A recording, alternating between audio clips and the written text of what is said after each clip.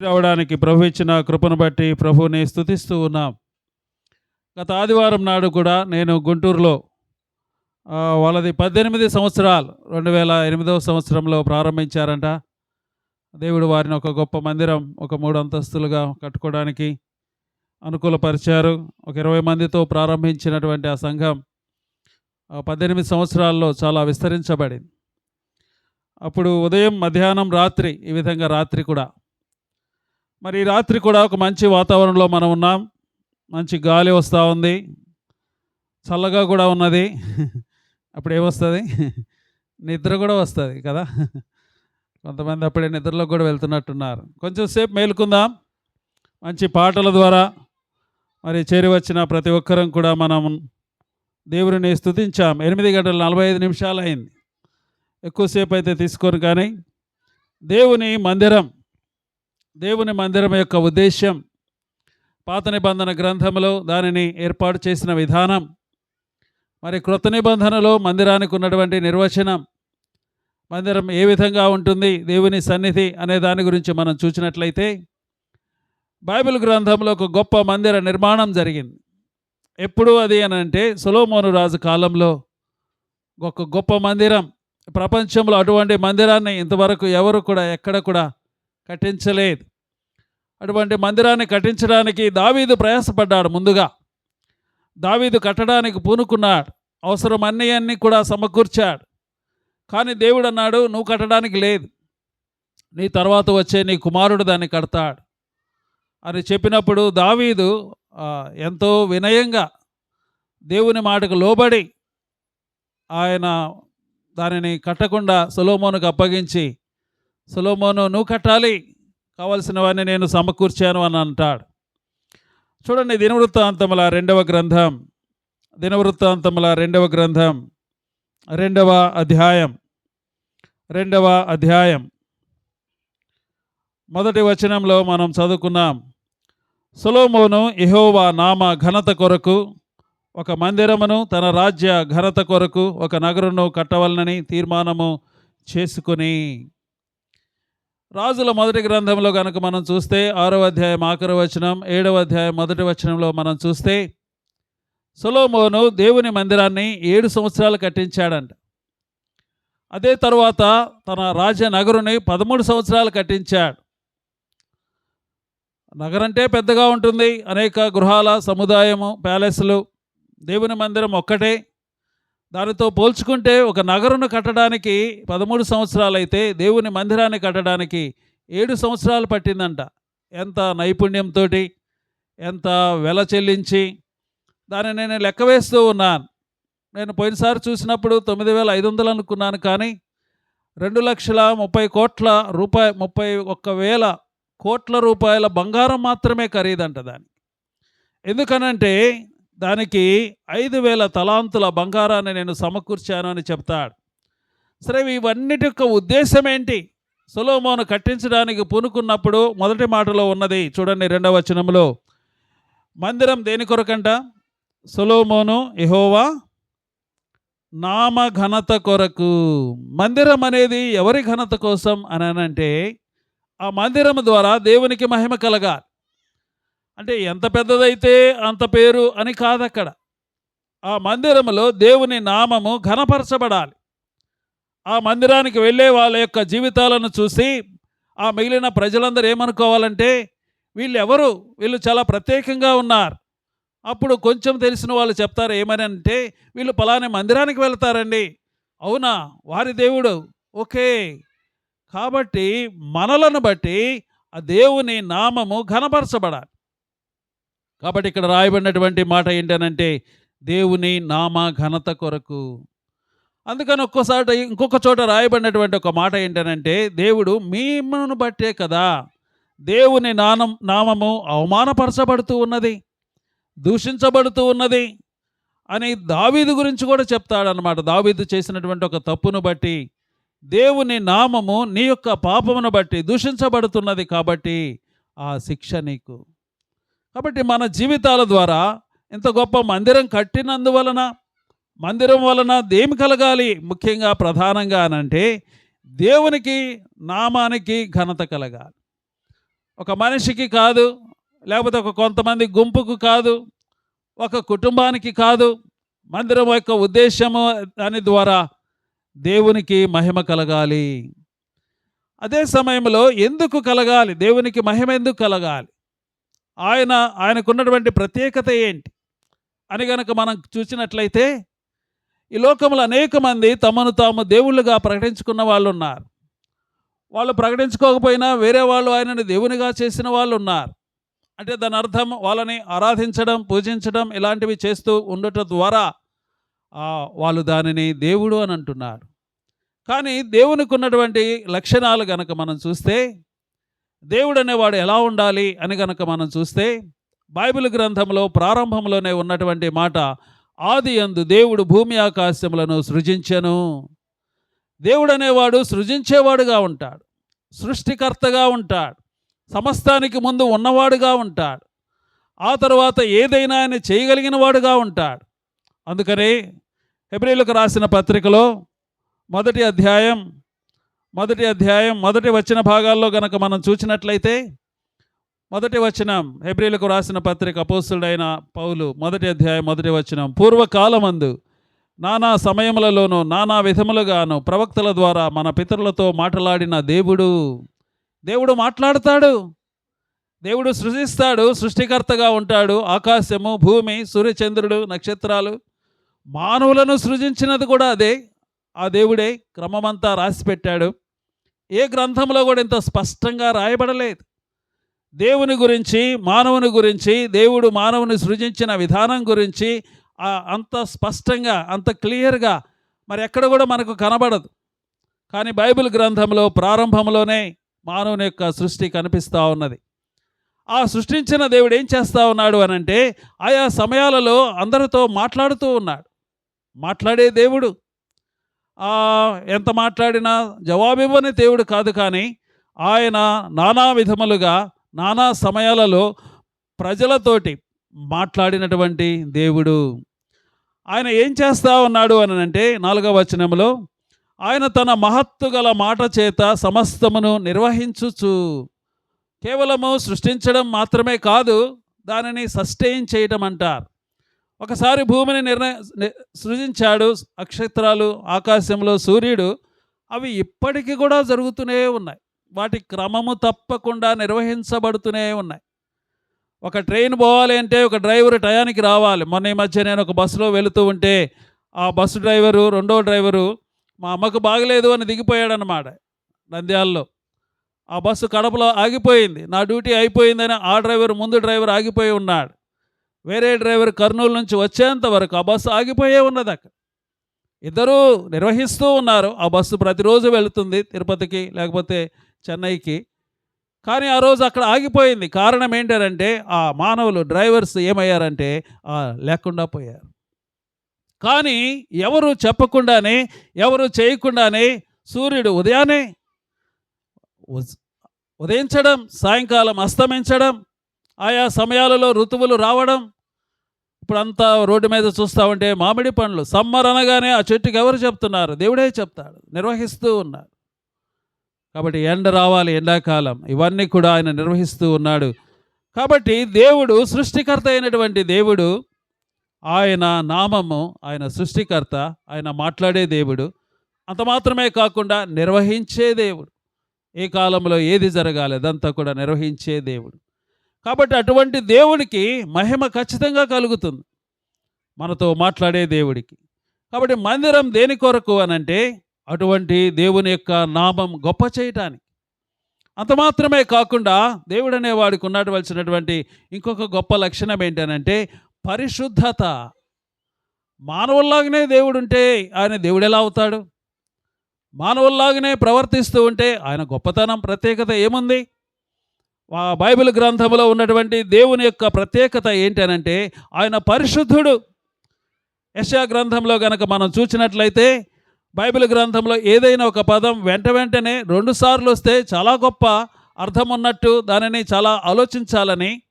అయితే బైబిల్ గ్రంథంలో దేవునికి ఉన్న గుణలక్షణాలు అనేకమై ఉండగా, ఆయన ప్రేమ, ఆయన జాలి, ఆయన కృప, లేకపోతే ఆయన బలము, లేకపోతే ఆయన జ్ఞానము, ఇలాగున చాలా ఉండగా ఆయనను ప్రత్యేకంగా నిలబెడుతున్నటువంటి ఒక లక్షణం ఏంటనంటే పరిశుద్ధత. యెషయా గ్రంథం 6వ అధ్యాయంలో ఆ దూతలు, పరలోకములో ఉండే దూతలు ఆయనను ఆరాధిస్తూ ఎలా ఆరాధిస్తున్నారు అనంటే వాళ్ళకి 6 రెక్కలు ఉన్నాయంట ఒక్కొక్క దూతకు. ఆ దూత 2 రెక్కలతో తమ ముఖాన్ని కప్పుకుంటున్నారు. అయ్యో, మీ యొక్క పరిశుద్ధత వెలుగును మేము చూడలేము. ఆ తర్వాత తమ యొక్క కాళ్ళను కప్పుకుంటున్నారు. నీ ఎదుట మా నడక మేము చూపించలేము అని. రెండిటితో ఎగురుతూ వాళ్ళు అంటున్నటువంటి మాట ఏంటనంటే పరిశుద్ధుడు, పరిశుద్ధుడు, పరిశుద్ధుడు. ఎందుకు 3 సార్లు పరిశుద్ధుడు అని అంటున్నారు అనంటే ప్రకటన గ్రంథం 4వ అధ్యాయంలో దానికి వివరణ ఇస్తూ ఉన్నారు. ఇక్కడ కూడా అది జరుగుతూనే ఉన్నది. యెషయా ప్రవక్త చూసినటువంటి ఆ దృశ్యం, ఆ తర్వాత ప్రవక్త అయినటువంటి లేకపోతే శిష్యుడైనటువంటి యోహాను చూస్తూ ఉన్నాడు. చూస్తూ ఆయన పలుకుతున్నటువంటి మాట ఏంటనంటే 4వ అధ్యాయం 8వ వచనం, ఆ 4 జీవులలో ప్రతి జీవికి 6 రెక్కలుండెను. అవి చుట్టూను రెక్కలను లోపటను కన్నులతో నిండి ఉన్నవి. అవి భూత వర్తమాన భవిష్యత్ కాలములలో ఉండు సర్వాధికారియు దేవుడు అగు ప్రభువు. భూతకాలములో ఉన్నాడు, నిన్న ఉన్నాడు ఆయన, గడిచిన కాలమంతా ఉన్నాడు. వర్తమానం ఈరోజు ఉన్నాడు, ఆయన రేపు కూడా ఉంటాడు. అంతే, ఒక సీజన్లో ఉండిపోయే దేవుడు కాదు. నిన్న ఉన్నాడు, ఈరోజు ఉంటాడు, రేపు ఉంటాడు. మరి ఆయన పరిశుద్ధత కూడా అంతే. నిన్న పరిశుద్ధుడు, ఈరోజు పరిశుద్ధుడు, రేపు కూడా పరిశుద్ధుడు. దానిలో మార్పు లేదు. ఆయన సర్వాధికారియగు దేవుడు, ప్రభువు పరిశుద్ధుడు, పరిశుద్ధుడు, పరిశుద్ధుడు అని మానక రాత్రింబగళ్ళు చెప్పుచూ ఉన్నాయి. కాబట్టి అటువంటి దేవునిని ఘనపరచాలి. కాబట్టి సొలొమోను కట్టించాలనుకున్నటువంటి మందిరం ఎవరికి అనంటే ఈ దేవునికి. ఇన్ని లక్షణాలు కలిగినటువంటి, గొప్ప లక్షణాలు కలిగినటువంటి ఆ దేవుని కోసం గొప్ప మందిరం. అంత మాత్రమే కాదు, చూడండి 2వ అధ్యాయం దినవృత్తాంతముల 2వ అధ్యాయంలోనే ఇంకొక మాట అంటున్నాడు 5వ వచనంలో. 2వ గ్రంథం 2వ అధ్యాయం 5వ వచనం, నేను కట్టించు మందిరము గొప్పదిగా ఉండును. మందిరం గొప్పదిగా ఉండాలని అనుకున్నాడంట సొలొమోను. ఎందుకంట మా దేవుడు సకలమైన దేవతల కంటే మహనీయుడు. పెట్టుకున్నటువంటి పేర్లతో చాలామంది ఉండవచ్చు, కానీ సొలొమోను అంటున్నాడు మా దేవుడు సకలమైన దేవతల కంటే మహనీయుడు కనుక. ఎంత గొప్పవాడు అనంటే 6వ వచనంలో చెబుతూ ఉన్నాడు, ఆకాశములను మహాకాశములను ఆయనను పటజాలవు. అందుకని యెషయా గ్రంథంలో కనుక మీరు తర్వాత వచనాల్లో కనుక చదివి ఉంటే అక్కడ రాయబడినటువంటి ఒక మాట ఏంటంటే, మరియు నేను చూడగా ఆయన చొక్కాయి అంచు దేవాలయాన్ని మొత్తాన్ని నింపినట్లుగా ఉంటుంది. చొక్కా యొక్క అంచు కేవలం ఒక చిన్న భాగము దేవాలయం సరిపోదంట. ఇంకొక వాక్యంలో దేవుడు అంటుంటాడు, ఆకాశము నా సింహాసనము, భూమి నా పాదపీఠము, మీరు కట్టించే మందిరం ఏ పాటిది? భూమి మొత్తమే ఆయన పాదపీఠం అంట. భూమి మీద ఎంత గొప్ప నిర్మాణం చేసినా అది ఎంత. అందుకని ఇక్కడ అంటున్నాడు చూడండి 6వ వచనంలో, ఆకాశమును మహాకాశములను ఆయన పట్టజాలవు, ఆయనకు మందిరం కట్టించుటకు చాలినవాడెవడు? ఆయన సన్నిధిని ఆయన మందిరమును కట్టించుటకు నేను ఏ పాత్రపు వాడను? కాబట్టి అటువంటి గొప్ప దేవుడు ఈ బైబిల్ గ్రంథంలో ఈ రాత్రి మనము ఆరాధించే, మనము మ్రొక్కే, మనము జ్ఞాపకం చేసుకునే, మనము స్తుతులు చెల్లించే, మనము ఇక్కడ కూడుకున్నటువంటి దేవుడు ఎలాంటి వాడు అనంటే ఇంత గొప్ప దేవుడు. కాబట్టి ఆ దేవాలయంలో ఏం జరగాలి? మొదటిది మనం చూసాం, అటువంటి గొప్ప దేవునికి నామానికి ఘనత కలగాలి. మనుషులు కాదు, వ్యక్తులు కాదు, లేకపోతే ఎవరు కాదు, కానీ దేవుని నామము ఘనపరచబడాలి. రెండవ కార్యం ఏం జరగాలి అనంటే రాజు అంటున్నాడు 6వ వచనంలోనే చూడండి ఏమంటున్నాడు, నేను ఏమాత్రపు వాడను అని చెప్పి ధూపము వేయుటకే నేను ఆయనకు మందిరమును కట్టదలచి ఉన్నాను. నా నామాన్ని గొప్ప చేసుకోవాలని, నా పేరు ప్రఖ్యాతులు రావాలని కాదు కాదు, నేను ఈ మందిరాన్ని కడుతుంది ఎందుకు అనంటే ఆయన గొప్ప దేవుడు కాబట్టి, ఆయన మహనీయుడు కాబట్టి, ఆయన సకల దేవతల కంటే మహనీయుడు కాబట్టి, ఆకాశ మహాకాశములు ఆయన పట్టజాలవు కాబట్టి, అయినప్పటికీ ఆయన కోరుకున్నాడు కాబట్టి మందిరాన్ని కడుతున్నాను. దానిలో నా పని ఏంటి అని అంటే నేను ధూపము వేయుటయే. పాత నిబంధన గ్రంథములో ఒక ధూపవేదిక ఉండేది. దాని మీద యాజకుడు ప్రతి ఉదయం సాయంకాలం ధూపం వేసేవాడు. ఆ సాంబ్రాణి సంభారం తీసుకొని వచ్చి దాని మీద ధూపం వేయగా దేవుడు దానిని ఇంపైన సువాసనగా ఆఘ్రానించేవాడుగా ఉంటాడు. మనకి క్రొత్త నిబంధన ప్రకటన గ్రంథంలో మనం చూస్తే ఆ 20 నలుగురు పెద్దల దగ్గర సువర్ణ పాత్రలు ఉండెను. పరిశుద్ధుల ప్రార్థనలతో గడపడానికి వారికి సుగంధ ద్రవ్యములు ఇవ్వబడెను. ధూపము అనగా ప్రార్థన. దేవుని సన్నిధికి వెళ్ళాలి. దేవుడు దానిని ఇంపైన సువాసనగా ఆఘ్రానించి అనే మాట పాత నిబంధనలు ఎక్కువగా కనిపిస్తూ ఉంటుంది. కాబట్టి దేవుని యొక్క మందిరం దేనికోసం అనంటే మొదటిగా అది దేవుని యొక్క నామ ఘనత కోసం. రెండవదిగా దావీదు సొలొమోను చెబుతున్నటువంటి ఇంకొక మాట ఏంటనంటే నేను దానిని ధూపము వేయుట. ఇంకొక చోట రాయబడినటువంటిది యేసుక్రీస్తు అంటారు. ఆ దేవాలయంలోకి వచ్చేసరికి ఈ దేవాలయమే సొలొమోను కట్టిన దేవాలయం. తర్వాత పాడుబడిపోతుంది. బబులోను కాలంలో నెబుకద్నెజరు కాల్చివేస్తాడు. మరలా బాగు చేస్తారు జెరుబ్బాబెలు వీళ్ళందరూ వచ్చి. మరలా తర్వాత హేరోదు రాజు కాలంలో మరలా బాగా కట్టబడుతుంది. ఆ దేవాలయానికి యేసు ప్రభు కాలానికి వచ్చేసరికి ఆ రూకలు మార్చేవాళ్ళు, ఆ తర్వాత గొర్రెలు అమ్మేవాళ్ళు, లేకపోతే ఆ పావురాలు అమ్మేవాళ్ళు, ఇలాంటి వాళ్ళు ఉంటే ఆయన మొత్తాన్ని తోలివేసి ఒక మాట అంటాడు, నా మందిరము ప్రార్థనా మందిరం అనబడును సమస్త జనులకు. కాబట్టి ప్రార్థనా మందిరం, దేవుని మందిరం దేని కొరకు అనంటే ధూపము వేయటం కొత్త నిబంధన కాలంలో ప్రార్థనకు సూచన. అనేక రకాలైనటువంటి ప్రార్థనలు, మన అక్కర్లు అవసరతలు అన్నీ తీసుకొని రావడం అనేది ఒకటైతే, రెండవది ఆరాధన, సువాసన, సాంబ్రాణి దేనికి సూచన అంటే ఆరాధనకు. అందుకని ఇంకొక చోట ఒక మాట ఉంటుంది. ఎఫెసీయులకు రాసిన పత్రిక 5వ అధ్యాయం 2వ వచనంలో, మనము పరిమళ వాసనగా ఉండుటకు దేవుడు మనలను ప్రేమించి తను తానే అర్పణముగాను బలిగాను అర్పించుకొనెను. మానవుల యొక్క పాపము దేవునికి దుర్వాసన. పాపముల చేత అపరాధముల చేత చచ్చిన వారై ఉండగా అనే మాట కనిపిస్తూ ఉన్నది ఎఫెసీయులకు రాసిన పత్రిక 2వ అధ్యాయం 1 వచనాలలో. అంత మాత్రమే కాదు, దావీదు భక్తుడు కూడా ఆ పశ్చాత్తాపపడి ఆయన చేసిన తప్పు పాపాన్ని గురించి ఏమంటాడు అనంటే, నా మూర్ఖత వలన కలిగినటువంటి గాయములు స్రవించుచున్నవి, బ్లీడ్ అవుతా ఉన్నవి, అవి దుర్వాసన వేయుచు. మానవుని యొక్క పాపము దేవుని సన్నిధిలో మానవుడు ఎలా ఉంటాడంటే దుర్వాసన. కానీ దేవుని యొక్క సన్నిధిలో ఇంపైన సువాసనగా రావాలి అంటే అది కాని పని. అందుకోసమే దేవాతి దేవుడు ఏం చేశాడంటే తన ప్రియకుమారుడైన యేసుక్రీస్తును మన కోసం పంపించాడు. పాపము లేని పరిశుద్ధుడు, పరలోకములో దేవునితో కూడా సింహాసనాసీనుడిగా ఈక్వల్గా కూర్చున్నటువంటి ఆ దేవుడు మన యొక్క శరీరాన్ని ధరించుకొని, అందుకనే నిజానికి మానవుడు సృజించబడింది దేవుని రూపంలో. కానీ యేసుక్రీస్తు వచ్చేసరికి మానవుడికి దేవుని రూపం లేదు, కానీ పాప శరీరాకారమైంది. అందుకనే రోమేలకు రాసిన పత్రిక 8వ అధ్యాయంలో ఏమంటాడంటే, దేవుడు తన ప్రియ కుమారుని పాప శరీరాకారముతో ఈ లోకమునకు పంపి పాపమునకు ఆయన శరీరములో శిక్ష విధించెను. నేను చదవటానికి లేట్ అవుతుందని ముందుగానే చెప్పేస్తా ఉన్నాను. కాబట్టి పాపములకు శిక్ష యేసుక్రీస్తు యొక్క శరీరములో విధించబడింది.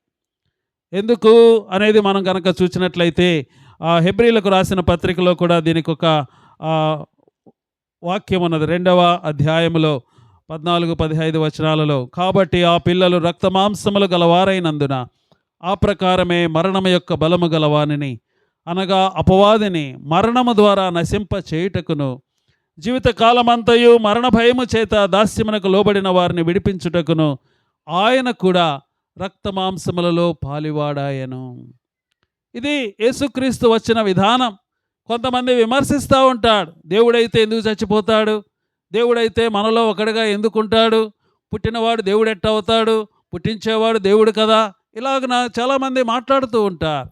కానీ అర్థం తెలుసుకోలేక ఇలాంటిది జరుగుతూ ఉంటుంది. దేవుడు ఆ దేవదూతల స్వభావంలో రావచ్చు, ఆయన దేవాతి దేవుడుగానే రావచ్చు, ఆయన కానీ ఆ పిల్లలు అంటే మనము రక్తమాంసములలో ఉన్నవాళ్ళం.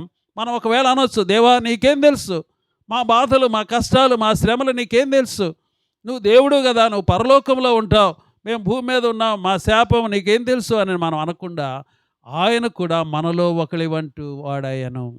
ఆయనకు మన కన్నీళ్లు తెలుసు, ఆయన మనకు ఆకలి తెలుసు, ఆయనకు మన సొంత మిత్రుడు చనిపోతే కుటుంబంలో ఎంత బాధ కలుగుతుందో, లాజరు చనిపోయినప్పుడు ఆయన ఏడ్చాడు.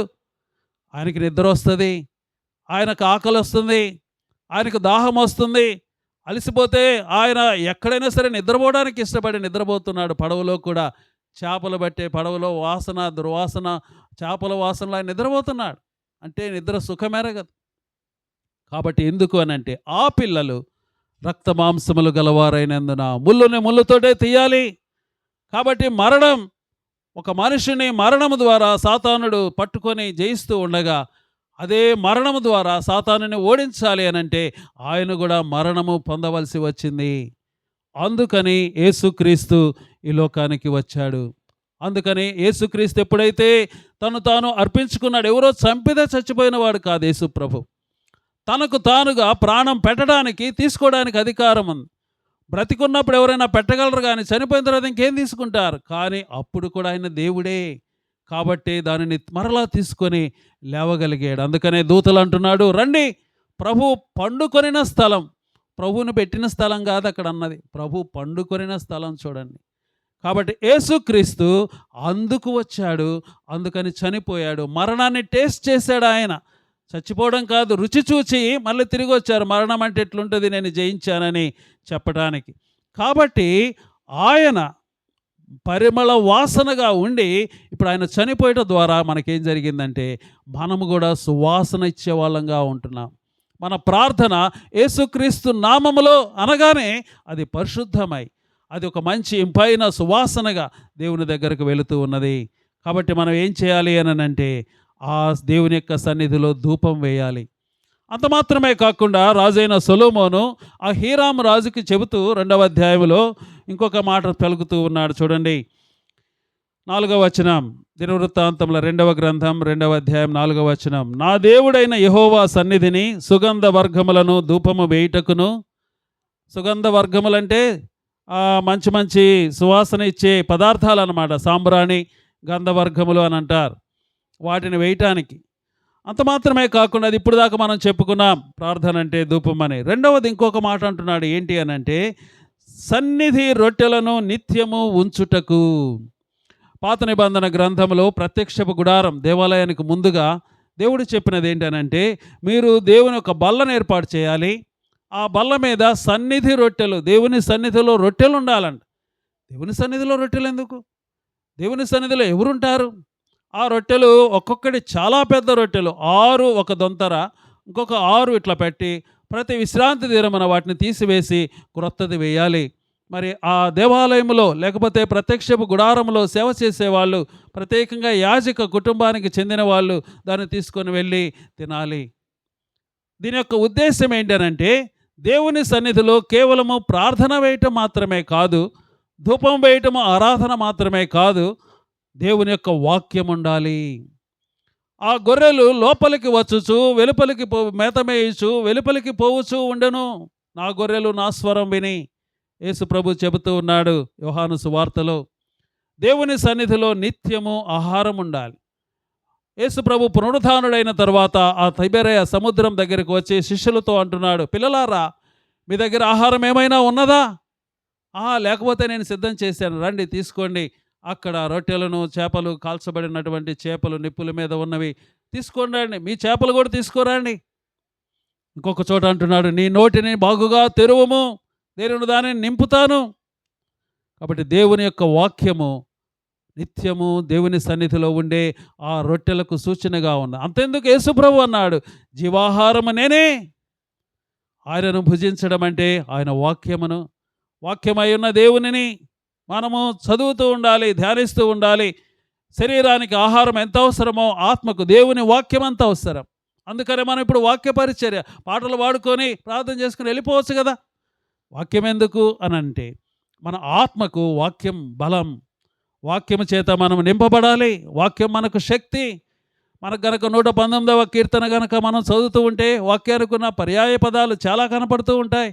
కట్టడలు, ఉపదేశములు, ఆజ్ఞలు, శాసనములు, ఉపదేశములు, వాక్యము, ఇవి మన జీవితాన్ని నడిపించేవిగా ఉండగా సన్నిధి, రొట్టెలు దేవుని మందిరంలో ఉండాలి. ఒకటి దేవుని మహిమ, ఆ తర్వాత దేవుని యొక్క నామ ఘనత, దేవునికి ధూపము వేయడం, ఆ తర్వాత అక్కడ ఉన్నది సన్నిధి, రొట్టెలు నిత్యము ఉంచుటకు. ఇంకా ఏం చేస్తాడంట 4వ వచనంలో, ఉదయ సాయంకాలముల యందును, విశ్రాంతి దినముల యందును, అమావాస్యల యందును, మా దేవుడైన యెహోవాకు ఏర్పాటైన ఉత్సవముల యందును ఇశ్రాయేలీయులు నిత్యమును అర్పింపవలసిన దహన బలులను అర్పించుటకును ఆయన నామ ఘనత కొరకు మందిరం ఒకటి ఆయనకు ప్రతిష్టము చేయబడినట్లుగా నేను కట్టించబోచున్నాను. ఎన్ని రకాల బలులు ఉన్నాయో చూడండి. ఆ కాలంలో ఉదయకాలపు బలి ఒకటి ఉండేది, సాయంకాలపు బలి ఒకటి ఉండేది.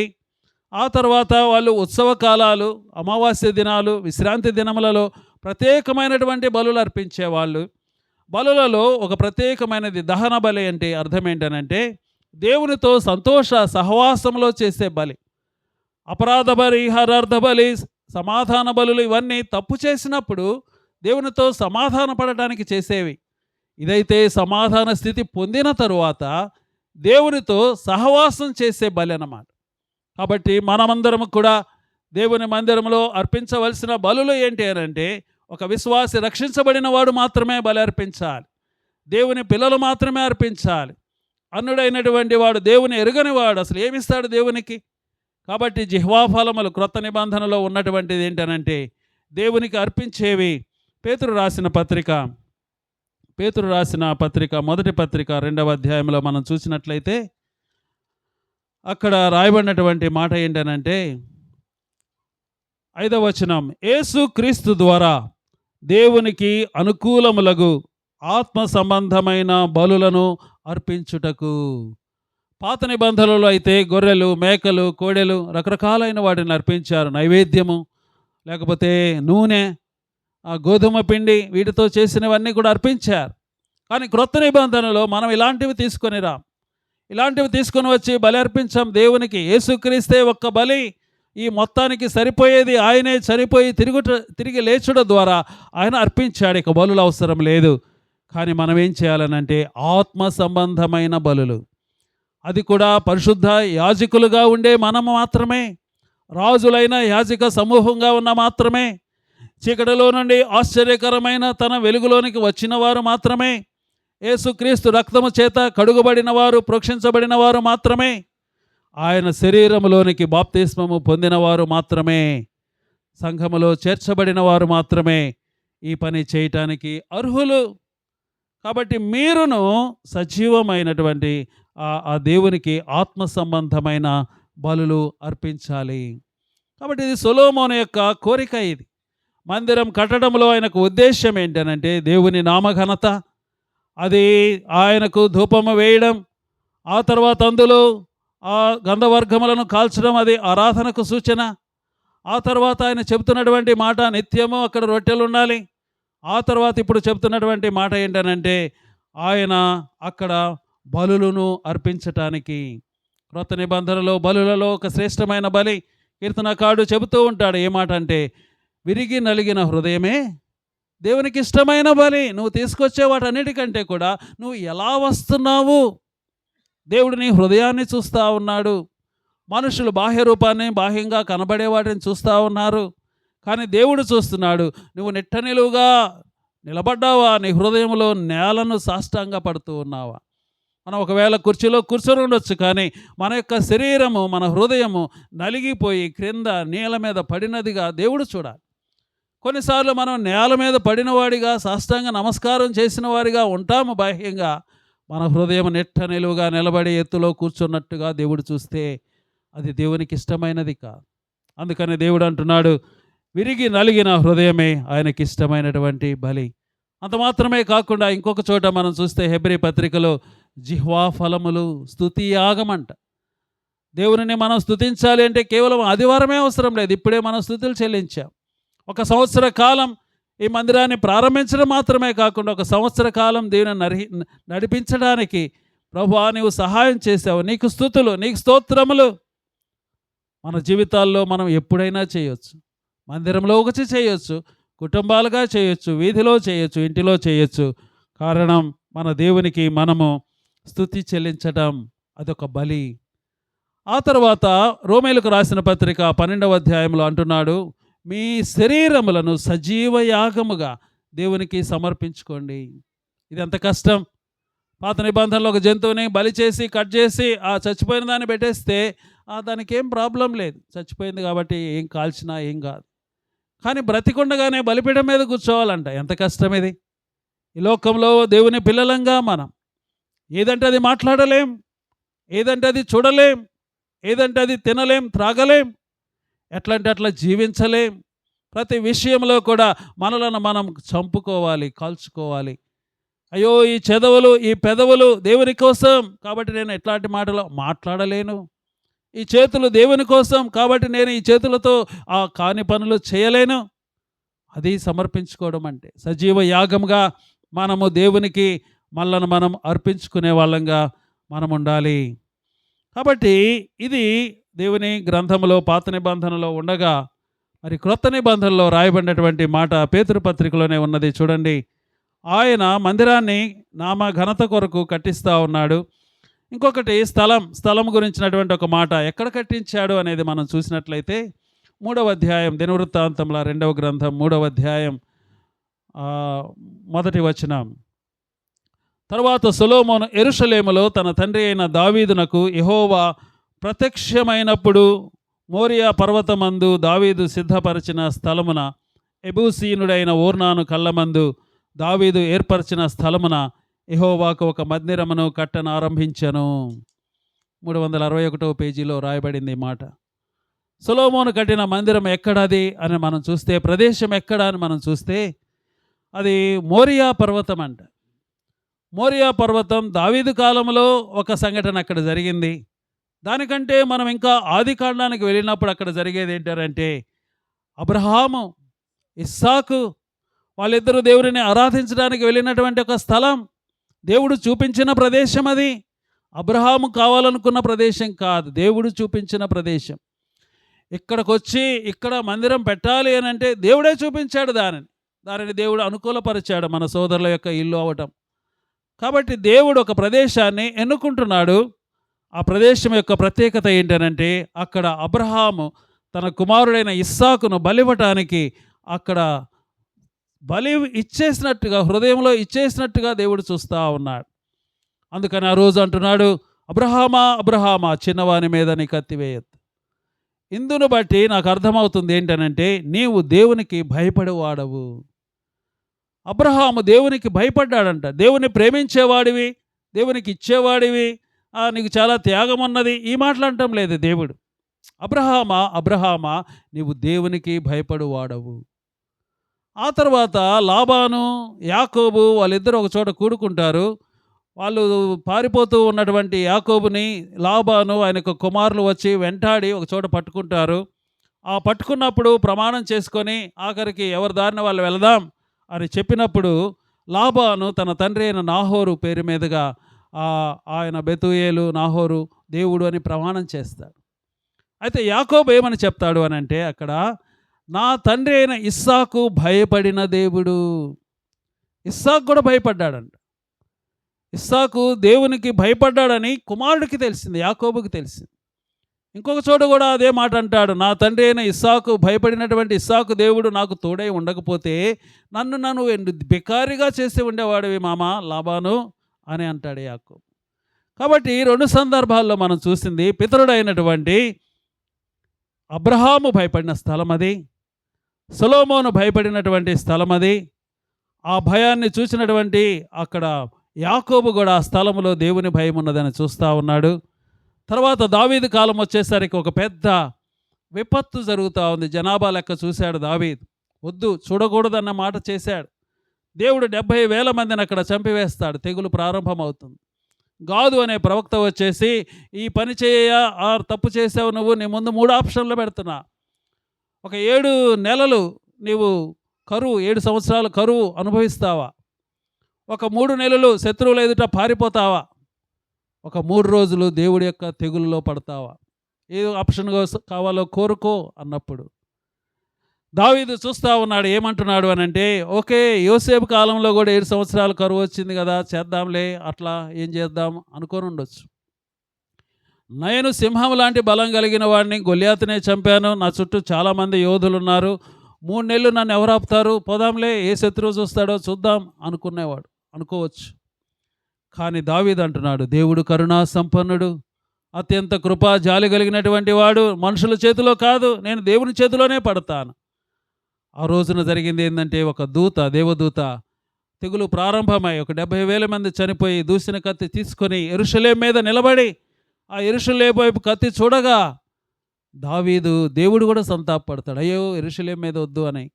దావీదు వెళ్ళు, అక్కడ వెళ్ళి నువ్వు పని చేయాలి, బలి అర్పించాలి అని చెప్పగానే దావీదు వెళ్ళి దూతను చూసి నేల మీద సాష్టాంగపడి, అయ్యా, వాళ్ళు ఏం చేశారు, గొర్రెల్లాంటి ప్రజలు, నన్ను, నా ఇంటి వారిని నువ్వు శిక్షించు, దయచేసి కనికరపడు అని మాట్లాడి, అక్కడ ఓర్నానని ఆయన ఏం చేస్తాడు అంటే, అది ఆయన స్థలం, అది దాన్ని తీసుకొని 600 తులాలకి దాన్ని కొని అక్కడ దేవునికి బలి అర్పిస్తాడు.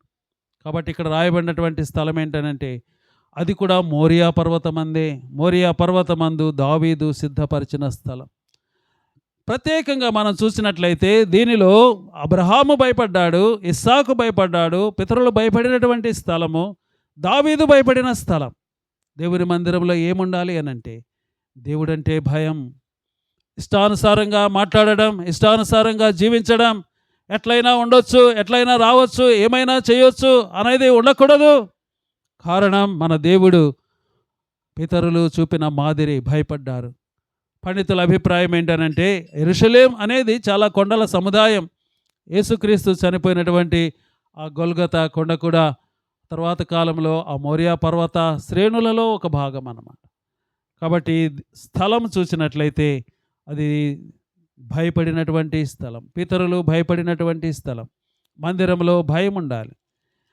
క్రొత్త నిబంధనలో మనం చూసినట్లయితే లేకపోతే 5వ అధ్యాయం దినవృత్తాంతముల 2వ గ్రంథం 5వ అధ్యాయం 14వ వచనం, అప్పుడు ఒక మేఘము యెహోవా మందిరము నిండా నిండెను, యెహోవా తేజస్సుతో దేవుని మందిరము నిండుకొనగా సేవ చేయుటకు యాజకులు ఆ మేఘమున్న చోట నిలవలేకపోయిరి.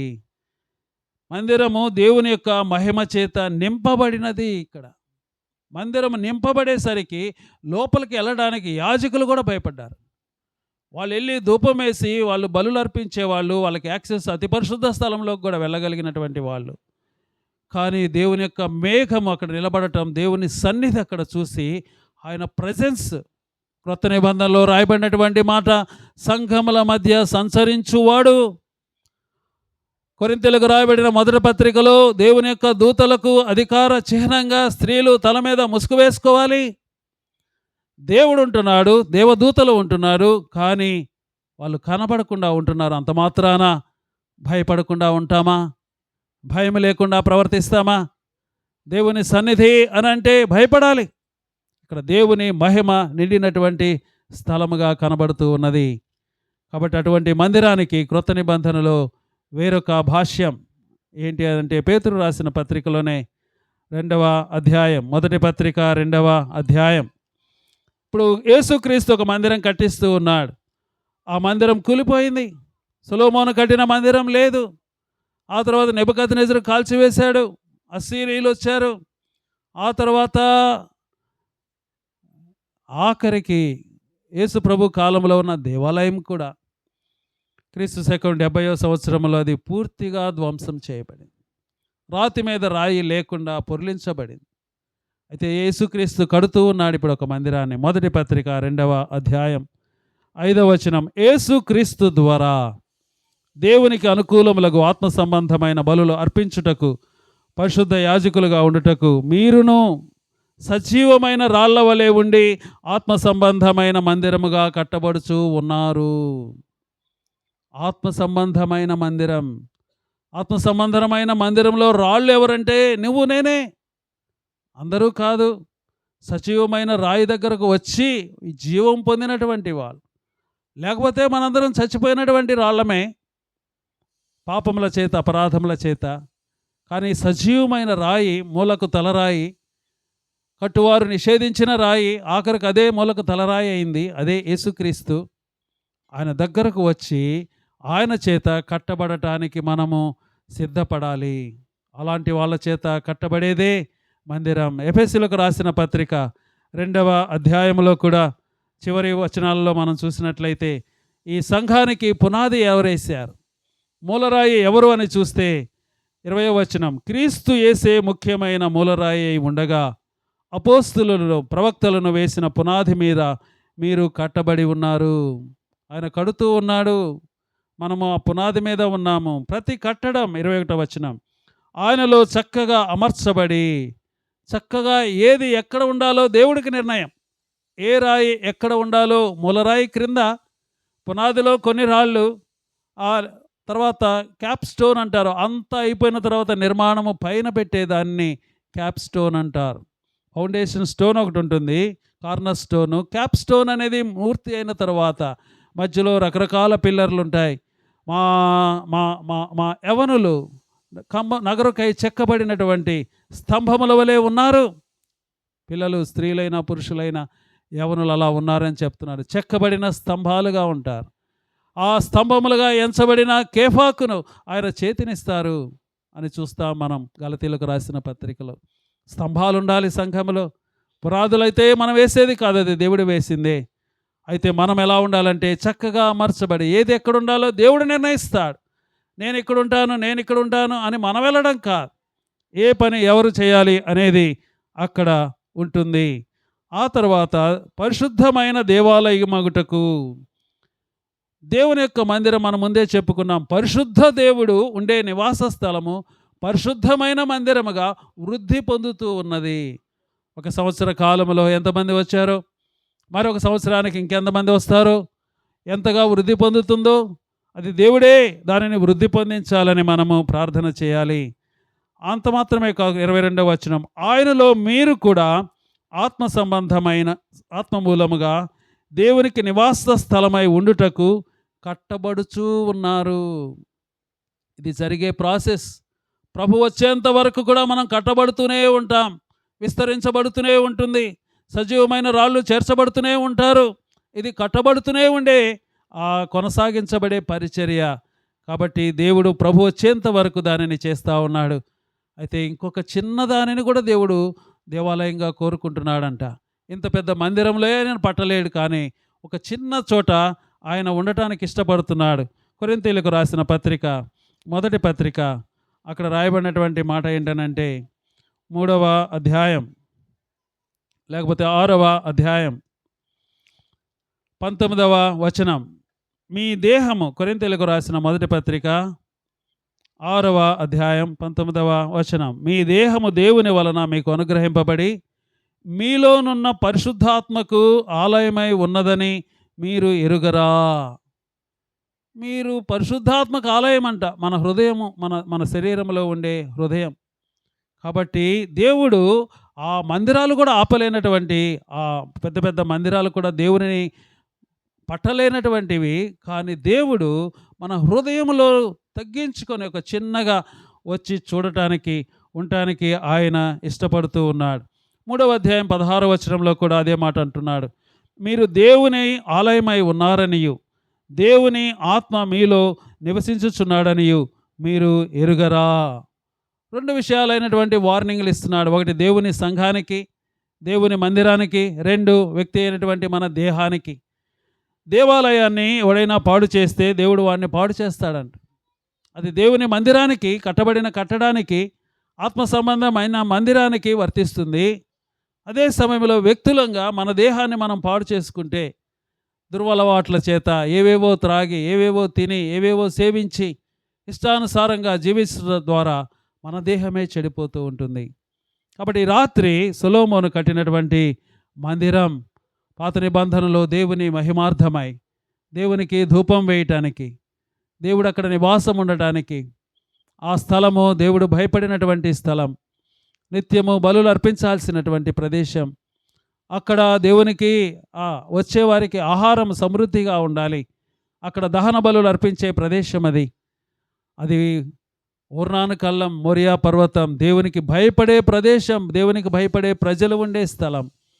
మరి దేవుని మందిరం అలాగున ఉంటూ ఉండగా క్రొత్త నిబంధనలో మన దేవుడు ఆయన ఆత్మ సంబంధమైనటువంటి బలులు అర్పించటానికి, సజీవమైన రాళ్ల వలె మనం ఉండటానికి ఆయన వచ్చి తను తాను అర్పించుకొనుట ద్వారా చచ్చిన మనలను బ్రతికిస్తూ ఉన్నాడు. కాబట్టి ఈ రాత్రి మనం ఇక్కడ చేరిన వారిలో ఇంకెవరైనా సరే సజీవమైన రాయిగా నువ్వు మార్చబడితే, నీవు దేవుని యొక్క మందిరములో ఒక రాయి వలె కట్టబడుతూ ఉంటావు. అలాగూ కట్టబడటానికి, వృద్ధి పొందటానికి, అంత మాత్రమే కాదు, నీ హృదయంలో తెరిస్తే నీలో నివసించటానికి ఇష్టపడుతూ ఉండగా ఒక సమూహంగా మనం కట్టబడాలి. ఒక వ్యక్తిగతంగా దేవుని యొక్క నివాస యోగ్యంగా మనం ఉండాలి. అదే సమయంలో మన జీవితాల ద్వారా దేవునికి మహిమ కలగాలి. మనం ఇంటిలో, మన మందిరంలో మనము ధూపం వేసే వాళ్ళంగా ఉండాలి. ఆయనకి ఇష్టమైన బలులు అర్పించే వాళ్ళంగా మనం ఉండాలి. ఆ విధంగా ఉండడానికి పరిశుద్ధాత్మ దేవుడు సహాయము చేయును కాక. చిన్న ప్రార్థన చేసుకుందాం. ప్రేమగల కృపగల పరలోకమందున్న సింహాసనాసనుడైన మా తండ్రి, మిమ్మల్ని స్తుతిస్తూ ఘనపరుస్తూ ఉన్నాం ప్రభువా. ఒక సంవత్సర క్రితం మా ప్రభా ఇందిరమ్మ కాలనీలో, వెంకాయపల్లిల గ్రామంలో మా ప్రభా మీరు ప్రారంభించిన పరిచర్య మరి ఇప్పుడు కొంతమంది సోదర సోదరులతో ఆత్మ సంబంధమైన మందిరముగా కట్టబడుతూ